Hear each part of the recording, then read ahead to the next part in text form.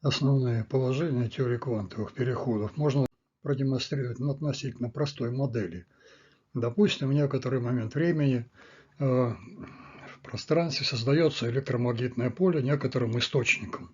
И от этого источника электромагнитное поле распространяется в пространстве и достигает в некоторый момент времени t0 объект, который будем называть атомом, ну или реальным атомом.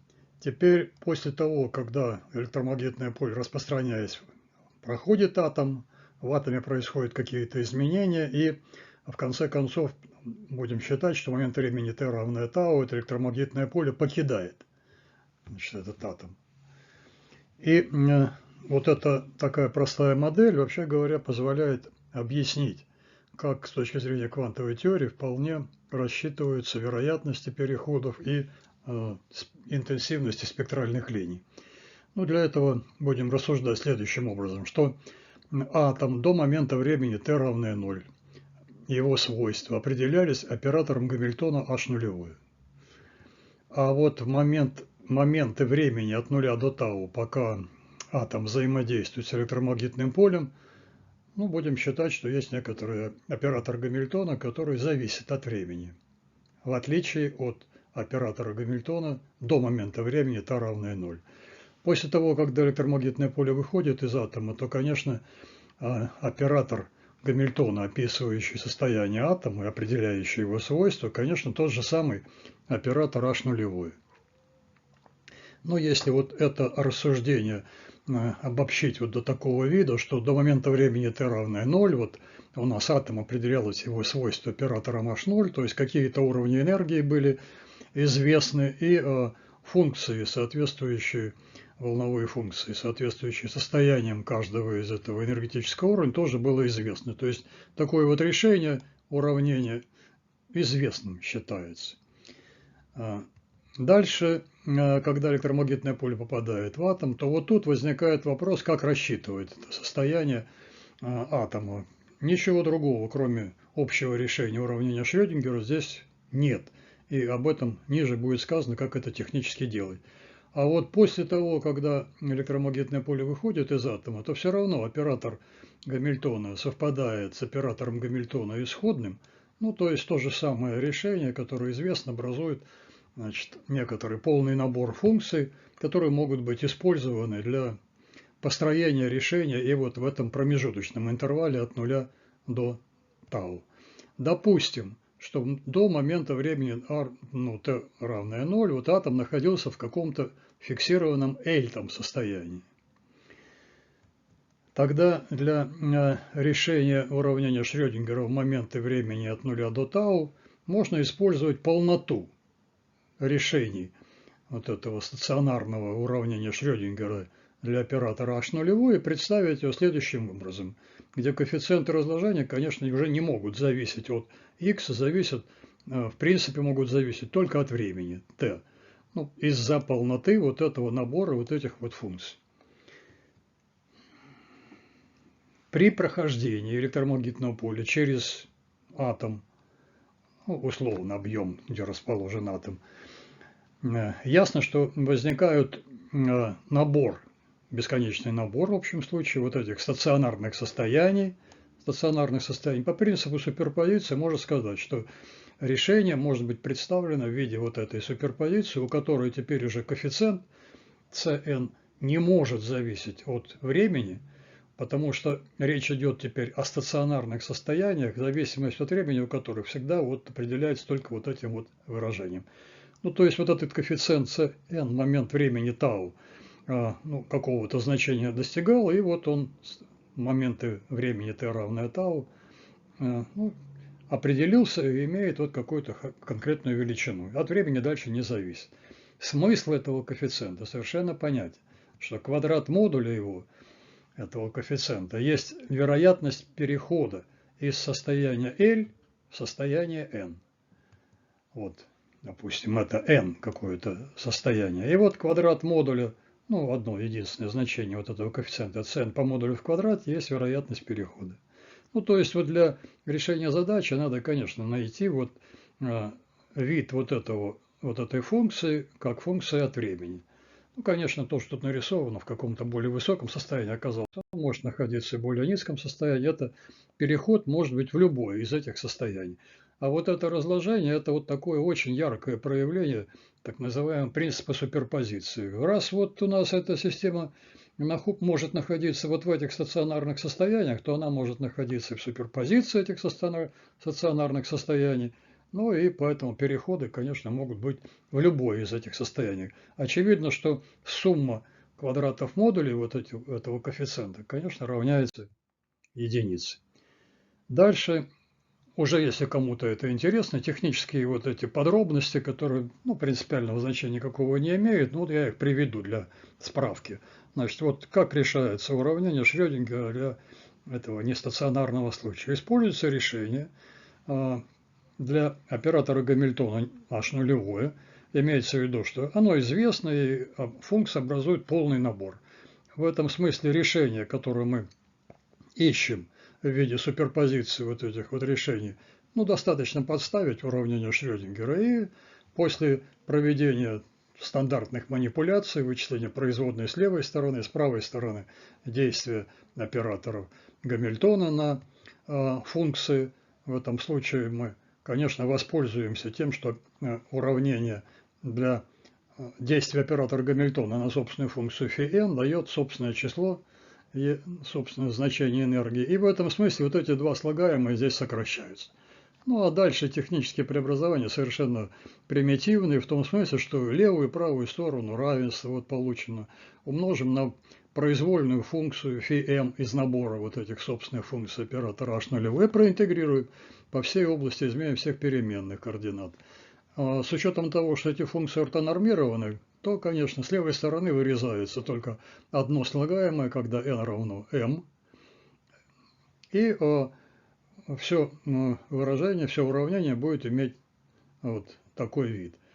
При этом для того, чтобы представить его в системе уравнения, когда при производной единичный коэффициент, можно разделить на этот множитель и h, и на эту экспоненту, и тогда система, на самом деле бесконечно мерная система дифференциальных уравнений, связанная вот с этим выражением, все здесь имеет вот такой вот вид, где матричный элемент, который здесь обозначен, используется вот, в том смысле, что это фактически интеграл вот такого вида, который здесь представлен. Для сокращения обычно используется дираковское обозначение такого вида, но можно и более простой способ привести. Значит, о чем идет речь сейчас? Что у нас было исходное уравнение, которое нужно было решить, вот оно вверху отмечено, а то уравнение, которое мы получили теперь для нахождения функции c, это точное уравнение Шрёдингера. И его надо пытаться решать. Для дальнейших процедур вычислительных просто представим более компактное обозначение для матричного элемента, обозначим через v с индексами, соответственно, mn. Но если вот эту всю систему расписывать, то вот будет бесконечный набор вот этих таких вот уравнений для различных индексов m, которые нумеруют конкретные состояния в атоме H0. Так? Ну и, в общем, конечно, удовольствие маленькое. Для того, решить тут ничего невозможно, и надо действовать каким-то приближенным методом. Вот это приближение, которое позволяет получить разумный результат, состоит в том, что эту систему уравнений можно решать итерациями. Действительно, подставим в правой части исходного точного уравнения вместо коэффициента c символ Кроникера. Тем самым подчеркивая, что вот до момента времени t равное 0 у нас функция совпадала, волновая функция совпадала с описанием состояния Эльтова, вот этого начального, которое было на картинках раньше. Тогда суммирование по n здесь действительно с правой стороны убирается, остается только одно слагаемое, а уравнение становится элементарным уравнением первого порядка с разделяющимися переменными, потому что с правой стороны теперь все известно. Этот матричный элемент вычисляется с известными функциями, с конкретным оператором, конечно. Так. Другой вопрос – это сумеете ли вы вычислить это? Это сейчас никакой для теории принципиальной роли не играет. Вот интегрируя это уравнение, можно в явном виде прямо найти зависимость в первом как бы приближении, при первой итерации вот этой функции cm от t. Если теперь подставить найденную вот эту первую итерацию опять в исходное же уравнение, вот сюда, то получится уравнение, которое будет следовать для определения этого коэффициента во второй итерации. При этом с правой стороны опять все становится известной функцией, и в этом смысле это уравнение является уравнением первого порядка с разделяющимися переменными, и фактически решение может быть найдено путем интегрирования вот этой правой части. Таким образом, вот эту процедуру можно продолжать. И тогда можно сказать, что вообще говоря, коэффициент, этот cn, у нас будет формироваться как вот некоторая сумма разложения по вот операторам, грубо говоря, взаимодействия, в том смысле, что каждая из представленных слагаемых содержит некоторую формальную малость. В том смысле, что вот этот оператор взаимодействия, он же не портит атом. То есть в некотором смысле можем сказать, что его норма много меньше, чем норма оператора h0. Ну, то есть в этом это означает, что вот повторное там, или более высокое повторение операторов v, оно приводит к уменьшению соответствующих значений. Ну вот у нас в cn1 тут один оператор v, в cn2 это уже два оператора v, ну то есть как бы малость второго порядка, дальше будет малость третьего порядка и так дальше. Ну вот одним словом такая процедура достаточно для того, чтобы, по крайней мере, электромагнитное взаимодействие учесть вот в этом в первом неисчезающем нулевом первом порядке. Ну, как технически дальше вот вычислять надо? Ну, допустим, у нас электромагнитное поле какое-то периодическое с частотой омега. Тогда интегрирование по времени, конечно, это есть интегрирование элементарно этих экспонентов, и коэффициент находится в первом приближении вот таким вот общим выражением. Отсюда мы должны сказать, что вероятность перехода из L в M – это квадрат модуля этого коэффициента.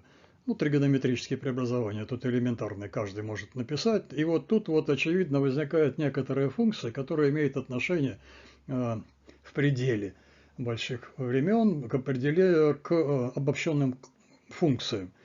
Ну, формально вот эта функция, она имеет вот такой как бы пик и некоторые значения нулевые при определенных значениях этого аргумента, который там у нас этот косинус содержит. Так? Ну, вот он обращается в ноль в конкретных точках, которые тут можем написать. Другими словами, можно вот просто реально вот так рассуждать, что найти предел при t, стремящемся к бесконечности вот этой функции f от x, и видно, что это будет дельта-функция, умноженная на t, на время, ну и константа π тут возникает очевидным образом. Таким при этих рассуждениях получается, что вот он ответ для вероятности перехода в единицу времени. Это есть квадрат модуля вот этого коэффициента, конечно, так, и вероятность перехода будет определяться вот таким выражением, и можно установить и в том числе вероятность перехода в единицу времени, разделив на время, которое здесь есть у нас. Так? Ну вот окончательно тогда вероятность перехода в единицу времени будет определяться таким вот образом. Кстати, вероятность перехода, конечно, безразмерная величина, потому что матричный элемент имеет размерность энергии, а дельта-функция, значит, это есть размерность единицы на энергию. Тут вот постоянная планка – это энергия на время, ну, а тут матричный элемент в квадрате, то есть получится, что это все безразмерная величина. А вероятность перехода в единицу времени, конечно, единица на секунду, единица на время. Ну вот это есть общее правило, которое означает, что в результате вот этого взаимодействия с переменным электромагнитным полем может произойти либо переход из состояния L в более высокое состояние, либо переход из состояния L в более низкое состояние. При этом вот эта вот частота, которая здесь входит в определение энергии, которая либо поглощается, либо испускается, она связана точно с разностью энергии. Вот в этом это можно сказать, что первое приближение так называемого золотого правила Ферми, которое указывает, как считать вероятности перехода. Но надо только еще обратить внимание, что сам вот этот вот матричный элемент, он тоже может в некоторых случаях обращаться в ноль. И вот для электромагнитного поля, при описании электромагнитного поля, матричный элемент этот отличен от нуля, если моменты, орбитальные моменты начального и конечного состояния отличаются друг от друга на единицу. Это называется, так сказать, правило отбора по орбитальным квантовым числам. Так. Но само это золотое правило Ферми в общем случае, конечно, для квантовых переходов обобщается с учетом и состояния непрерывного спектра в конечном состоянии сформулировано общее правило, получившее название «Золотое правило Ферми», которое выглядит вот таким вот соотношением. Значит, у нас здесь главное, что вот эта вот ЕМ, энергия, которая сюда входит, обязательно является начальной энергией плюс или минус h омега. Вот эта сама функция, которая здесь представлена, называется плотность конечных состояний. Ну вот плотность конечных состояний определяется вот таким вот общим выражением. Я комментировать это не буду. Длинный достаточно разговор нужно здесь сюда добавить, поэтому я его опущу. Но главное, что размерность вот этой вот функции, значит, единица на энергию и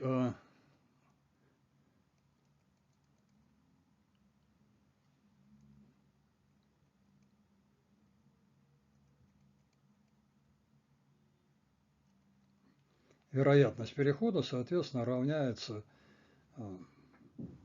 единице на секунду. Это вероятность перехода в единицу времени. Ну, здесь главное, что нужно иметь в виду, что вот эти переходы обязательно удовлетворяют вот этому соотношению, что электромагнитное поле, энергия его, должна находиться точно в резонансе между уровнями энергии. Вот как вот здесь указано для переходов, значит, соответственно, снизу вверх, с поглощением. Это вот переход, который соответствует из состояния более высоколежащего в нижележащее, то есть вынужденные эти вот переходы. Ну и вот нужно иметь в виду, что вот эта красная линия обозначены ситуации, когда вот эта величина h омега не попадает ни на одно из энергетических состояний. И в этом смысле такого перехода в этом случае нет. И атомная система не реагирует, как была в каком-то состоянии, так и останется. А вот интенсивность спектральной линии определяется как величина пропорциональная вот этой вот энергии перехода, умноженная на вероятность перехода из одного состояния в другое. Поэтому в целом теперь вот эта квантовая теория все полностью определяет. И длинный волн на спектроскопической картинке спектра атомов, как разности уровня энергии. Ну и вот интенсивность, с какой яркостью она, значит, будет изображаться. Ну, вот тут вот речь шла о вынужденных переходах. Конечно, могут быть и переходы, которые называются спонтанными. Ну вот вариант спонтанного перехода – это когда и без электромагнитного поля, без внешнего электромагнитного поля осуществляется такой переход, система переходит в состояние с более низкой энергией. Примеры, которые сейчас были приведены, относятся к так называемым одноквантовым переходам, да, то есть переход с спусканием одного кванта электромагнитного поля. Вот для атома водорода вот эти вот черные линии демонстрируют разрешенные переходы на примере вот этого энергетического спектра атома водорода. И в этом смысле у нас видно, что есть некоторые состояния, например, вот 2s состояние, вот возьму здесь, нарисую, вот оно, распад его запрещен, переход из 2s в 1s запрещен в первом как раз приближении, и вот это вот такого типа состояния называется метастабильными, почти стабильными, так, значит, и конкретно вот это 2s состояние в атоме водорода, это метастабильное состояние. Если использовать второе приближение для вот этого коэффициента, то, конечно, можно получить и вероятность перехода с испусканием двух квантов. И тогда этот вот 2s в 1s переход будет разрешен. Значит, испускается квант, значит, с энергией h омега 1 и одновременно испускается квант с энергией h омега 2.